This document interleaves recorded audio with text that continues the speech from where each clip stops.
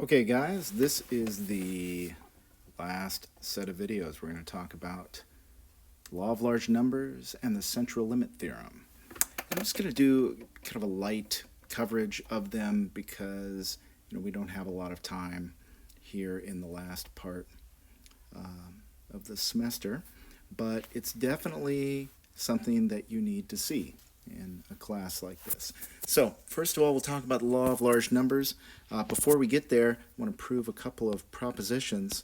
So first of all, proposition 2.1, this is called Markov's inequality. Okay, and it says this, let x be a random variable. If the probability that x is bigger than or equal to 0 is 1, then for all a positive, the probability that x is bigger than or equal to a is less than or equal to the expected value of x divided by a. All right, so let's see, prove this. All right, so let's fix an a positive, and x is our random variable here. Then what we can do is the following. Let's write the probability that x is bigger than a is equal to the expected value of the indicator of the event that x is bigger than or equal to a. And this now is, how should I write this? It is equal to 1 over a times the expected value of a times 1 sub the event x bigger than or equal to a. And I can do that because a is positive, so I'm not risking dividing by 0 there. And now we take this step. This is less than or equal to 1 over a times the expected value of x times 1 sub x greater than or equal to a. So let's look at this step a little more carefully. The reason this is true is because the random variable inside the expectation in this line is always less than or equal to the random variable inside this expectation, no matter what happens, right? So if that event there does not occur, then both of them are 0 and they're equal. If that event does occur, then the first one is a and the second one is x. But if that event does occur, then a is less than or equal to x. So this random variable here, no matter what the outcome, is always less than or equal to this one. Okay, then we take one more step. This is less than or equal to 1 over a times the expected value of x. All right, now why is that? That's for the same reason. This random variable here is less than or equal to this one, no matter what happens.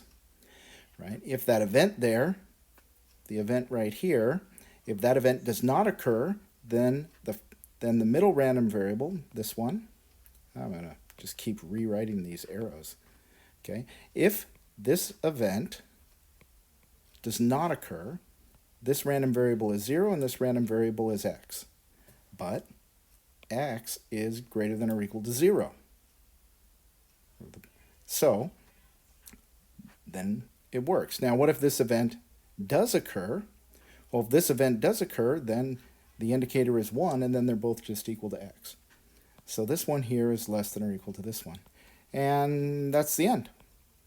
Right? That's exactly what we wanted to prove. So that's Markov's inequality. We'll see an example where we use that in a moment. All of these first two propositions are leading up to the law of large numbers, by the way. All right, the second one, 2.2, this is Chebyshev's inequality. Actually, let me not do Chebyshev's first.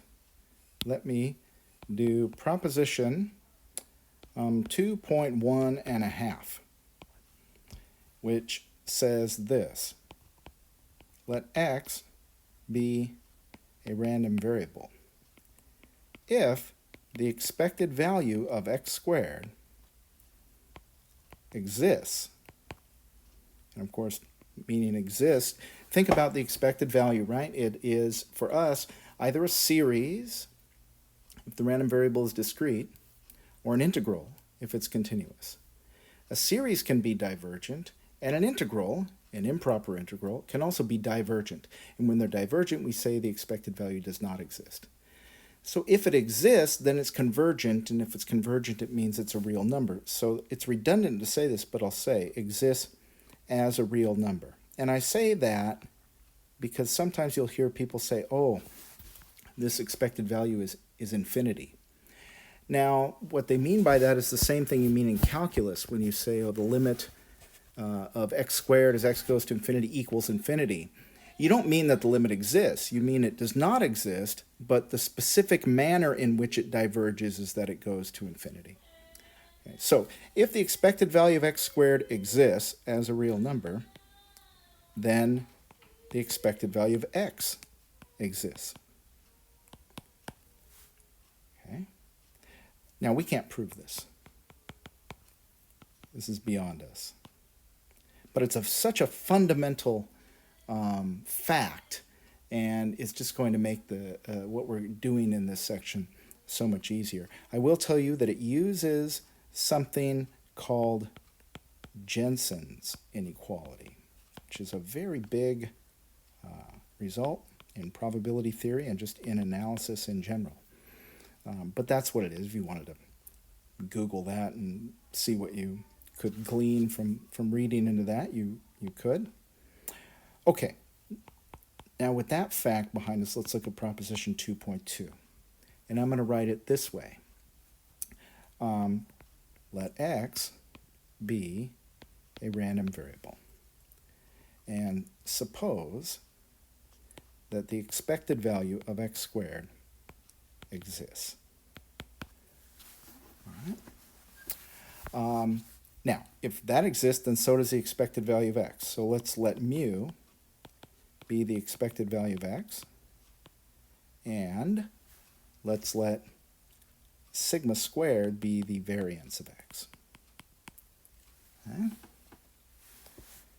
Then, for all k positive, the probability that the absolute value of x minus mu is greater than or equal to k is less than or equal to sigma squared over k squared.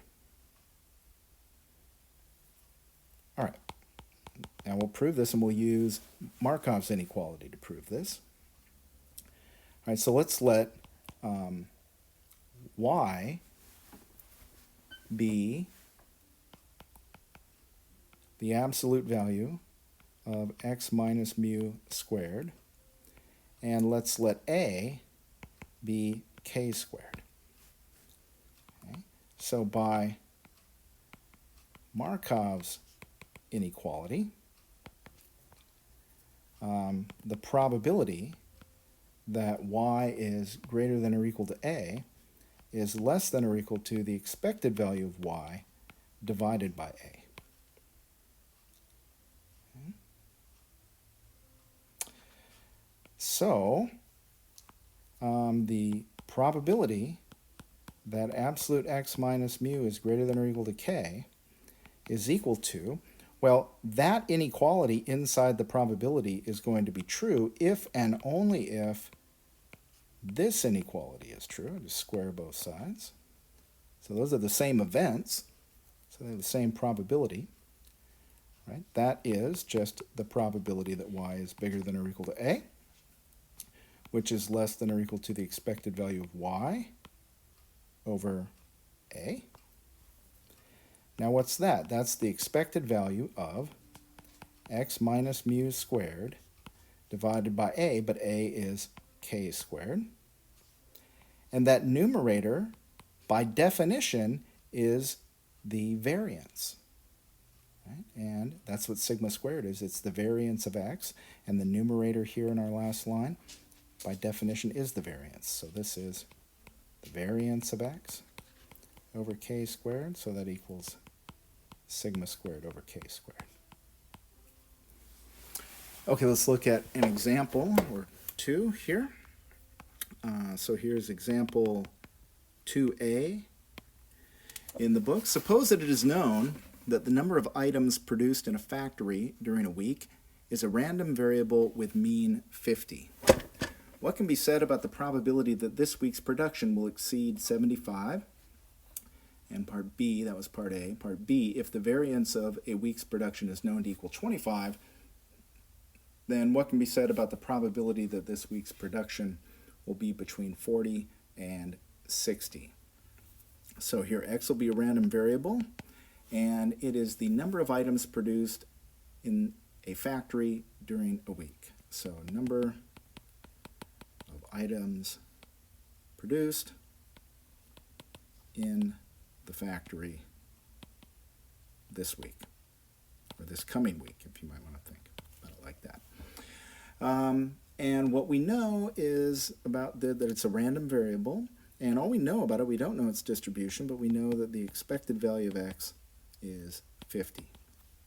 And in part A, we want to say what can be said about the probability that this week's production will exceed 75.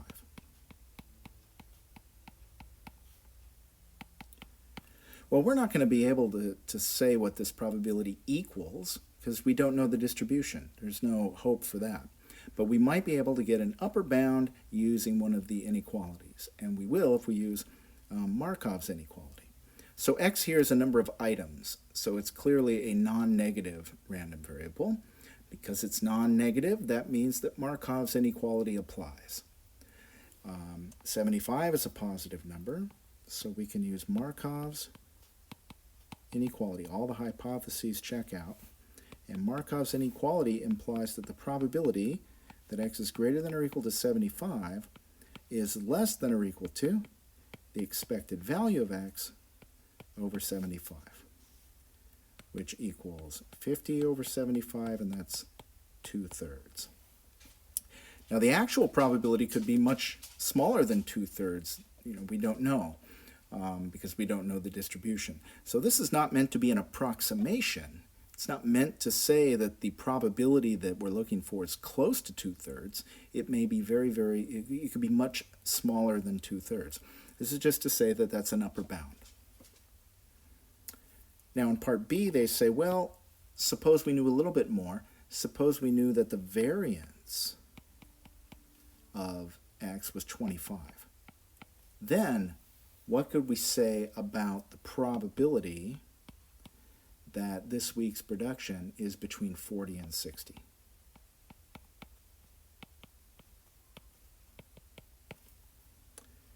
And again, we can't say what it equals, but we can get an upper bound. This time we'll use Chebyshev's inequality.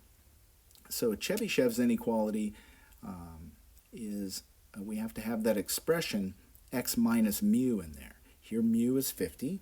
That's the mean, right? Mu is the expected value of x, which is 50. Right? So I can take this probability, 40 is less than or equal to x, less than or equal to 60, and just from all three parts of the inequality, subtract 50.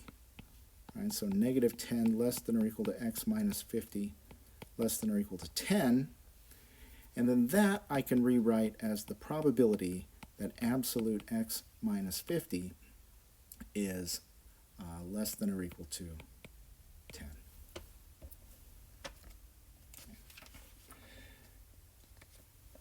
Now, Chebyshev's inequality gives us something where the inequality is reversed. Let's just see what Chebyshev gives us. It says that the probability that absolute x minus 50 is greater than or equal to 10 is what? Well, what are the different parts here? So this is mu, and this is my k, and it's supposed to be less than or equal to sigma squared over k squared. And the sigma squared here, this is the variance of x. All right, so that is equal to, what's our variance? 25 over k squared over 100. So that equals a fourth. All right. So, but now what I really want to know is the other one. Well, if I take complements here, I can say that the probability that absolute x minus 50 is less than 10 equals 1 minus the probability that absolute x minus 50 is greater than or equal to 10. And that second term, that probability there, right here, that is less than or equal to a quarter, but I'm subtracting it, so this whole thing is greater than or equal to 1 minus a quarter, which is 3 quarters. And I guess, you know, the way I wrote it originally, I've got these non-strict inequalities, so I'm really looking for it with a non-strict, but what I was able to conclude was an inequality there where it's got a strict inequality. That's not such a big deal, but if I really wanted to be precise about my original statement, I could say this. Let me put it this way. If this inequality were true, right? In other words, if the particular outcome of our sample space made this inequality true, that would imply that this inequality is also true. Right? If a number is less than 10, then it's certainly less than or equal to 10. So if the first inequality implies the second, then the event corresponding to that inequality is a subset of this event. And then, of course, that means that the probabilities are ordered. The probability of the first event is less than or equal to the probability of the second. So using that idea, I can say that the probability that I wanted originally, which had greater than or equal to 10 here, had less than or equal to 10, is greater than or equal to the same probability but with a strict inequality. And that, which we worked out up here, is greater than or equal to 3/4. And that's then what I can say about this probability. I can't say what it exactly equals, but I can give a lower bound for it. I know that no matter what the distribution of x is, if the mean is 50 and the variance is 25, then this probability has to be greater than or equal to 3/4. Okay. We have one more proposition before seeing the law of large numbers. So this is, actually, wait a minute, let me do another example, I think. That was 2a. Yeah, I want to do 2b. All right, let's do this example. Example 2b. All right, so x is uniformly distributed over the interval 0, 10. So x is uniform 0, 10. All right. Then what's the expected value of x? It's 5. Right? The variance of x. The variance of a uniform is the length of the interval squared over 12. So 100 over 12, which is 25/3. Okay? So if I wanted to use Chebyshev here, and let's say I use Chebyshev to get a bound on the probability that what? Absolute x minus 5 is greater than 4. That's what they're doing in the example. Now what is x? X is uniform 0, 10, right? So here's the interval 0, 10.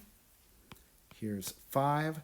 To say that the distance between x and 5 is greater than 4 is to say that x is in one of these intervals.